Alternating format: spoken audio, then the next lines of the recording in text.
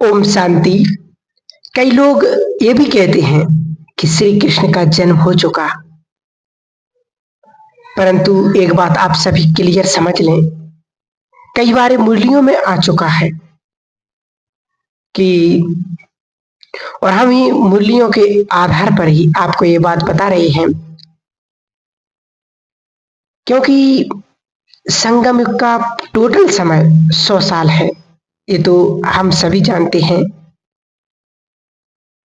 कि ये 100 साल पूरे होने हैं 2036 में, और 2036 तक ब्रह्मा का कार्य इस धरा पर चल रहा है। स्थापना भी और विनाश भी दोनों कार्य चलेंगे। उसके बाद ये ब्रह्मा की आत्मा परम धाम को जाएगी और श्री कृष्ण बन करके नीचे आएगी। कई लोग ऐसा भी सोचते हैं, हम भी सोचते थे कि संगम के 100 साल पूरे होते ही देवता गद्दी पर बैठ जाएंगे, पर ऐसा है ही नहीं।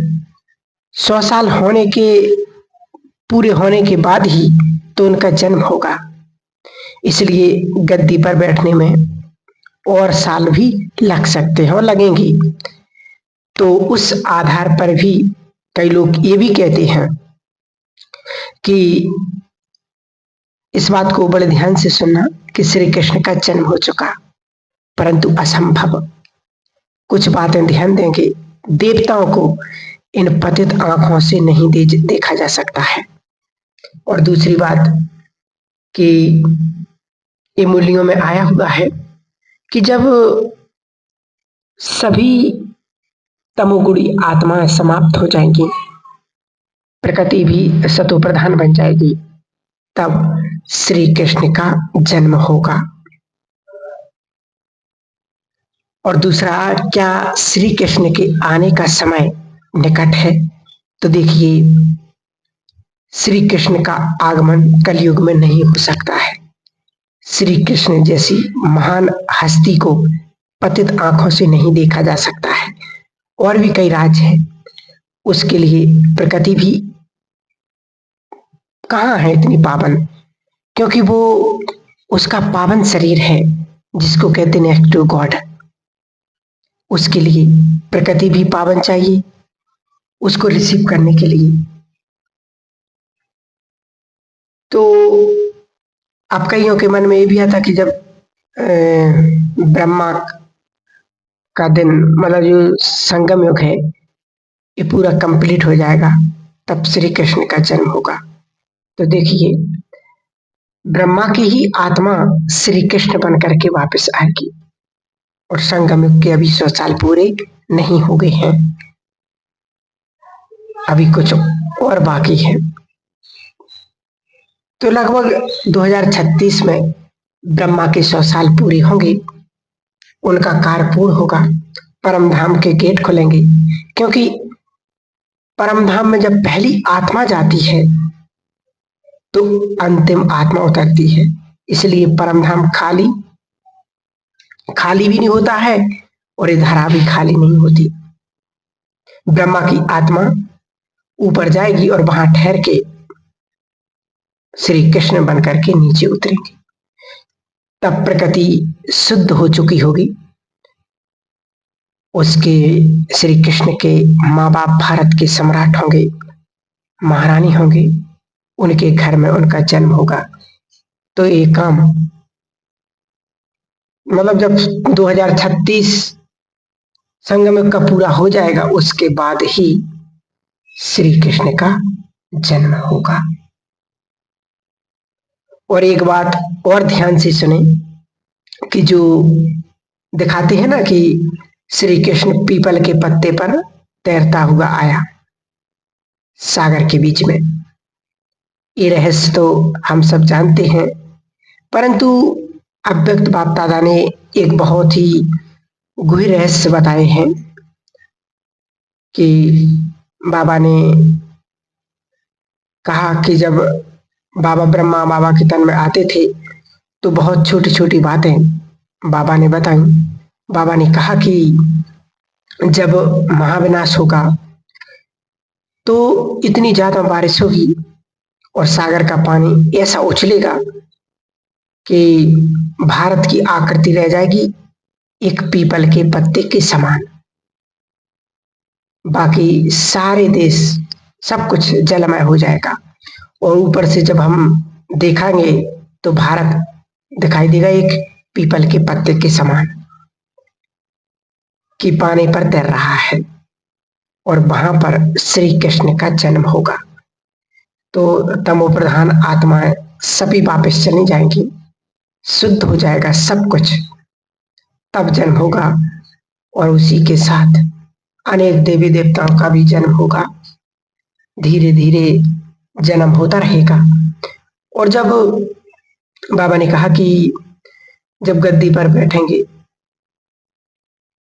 तो सभी 9 लाख होंगे और 9 लाख सभी थोड़ी कुछ बच्चे भी होंगे इसमें, तो सिर्फ ऐसे देवी देवताओं का जन्म होता रहेगा। एक क्रम तब तक चलता रहेगा। बाबा ने ये भी कहा था कि जब तक श्री कृष्ण गद्दी पर बैठेंगे तब तक थोड़ी बहुत हलचल होती रहेगी। हलचल होगी प्रकृति के प्रकोप के, क्योंकि धरती से ही सारा सोना ऊपर निकल करके आएगा।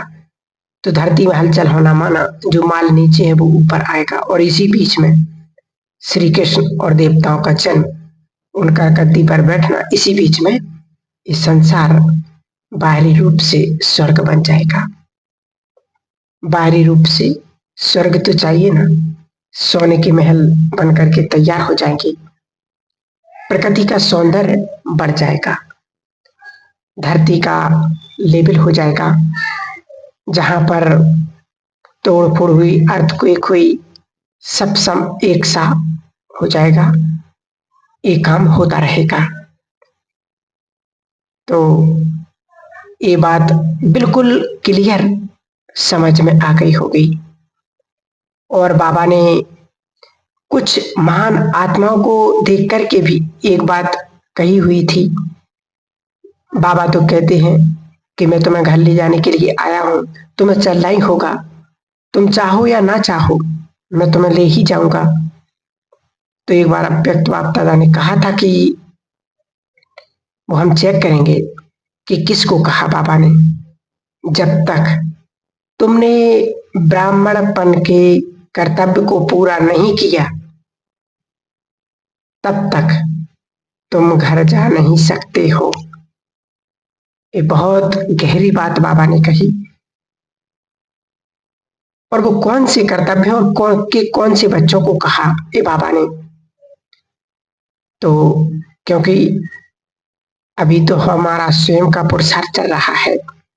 ब्राह्मणपन के कर्तव्य होंगे सबको जब मुक्ति का हम वरदान देंगे। मान लो एक एटम बम छूटता है और करोड़ों लोग मर जाते हैं, तो आत्माएं घर नहीं जाएंगी, अंतरिक्ष में भटकेंगी। हमारे आकाश में करोड़ों आत्माएं भटकेंगी। उस समय उन्हें मुक्ति का वरदान देना एक कुछ महान ब्राह्मण आत्माओं का ही श्रेष्ठ कर्म होगा, दिव्य कर्म होगा। विनाश काल में संसार में इतनी दुखों की लहर फैल जाएगी, बाबा के शब्दों में दुखों के पहाड़ गिरेंगे। आत्माओं को दुखों से मुक्त करना ये हमारा ही कर्तव्य होगा। संसार में विनाश काल में भय बहुत फैलेगा। बाबा ने कहा तुम्हें सबको निर्भय बनाना है, क्योंकि ऐसा समय आएगा कि विनाश होगा, लोग डेड बॉडी देखेंगे। देखो कोरोना में भी देखा कि कितने डॉक्टर भयभीत, कहते नहीं लोग भयभीत, कि उनके सामने से रोज 10-10, 20-20 डेड बॉडी जा रही थी। तो वो भय आएगा। तो बाबा ने कहा भय आतंक का रूप ले लेगा। तो तुम्हें सभी को निर्भय भी बनाना है और सबको मुक्ति और जीवन मुक्ति का रास्ता बताना है। यह हम सभी बाबा के बच्चों का कर्तव्य होगा। एक बात हमेशा याद रखें कि विनाश काल में, वैसे तो विनाश काल तो सचमुच हम देख ही रहे, सब प्रकृति के महाप्रकोप, दुनिया में हलचल, इतना पाप बढ़ चुका है, आज हम सब देख रहे हैं। आप सभी भाई बहन न्यूज में भी सुनते होंगे क्या क्या नई दुनिया में हो रहा है। बड़ी सोचने की बात है। बाबा ने कहा कि जो काम रावण की लंका में नहीं होती थी, वो आज इस दुनिया में होने लगे हैं। उससे भी कितनी प्रतिशत पाप बढ़ता जा रहा है। तो सोचो ये दुनिया कैसे और चलेगी। इस समय बहुत ही नजदीक है। अब वो समय आ रहा है जिसका श्रेष्ठ पुरुषार्थ होगा, श्रेष्ठ स्थिति होगी, वही आत्मा अचल अडोल रह सकेगी। क्योंकि अब ऐसा समय आएगा और आ भी चुका, हम सब देख भी रहे कि लोग संसार में, बहुत लोग रात को सो नहीं पाएंगे, नींद नहीं आएगी। तो हम सबको, सभी, आप सभी भाई बहनों को यही काम करना है, वाइब्रेशंस दे करके अनेक आत्माओं को सुलाना पड़ेगा। आपको जगत माता बनना पड़ेगा। क्योंकि जैसे बच्चा रोता है तो माँ क्या करती, थपथपे दे करके उसको सुलाती है।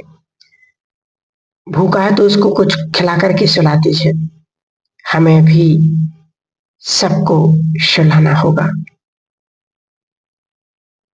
सोचो ये हम महान कार्य करेंगे, कौन करेंगे इस पर हमें विचार करना है।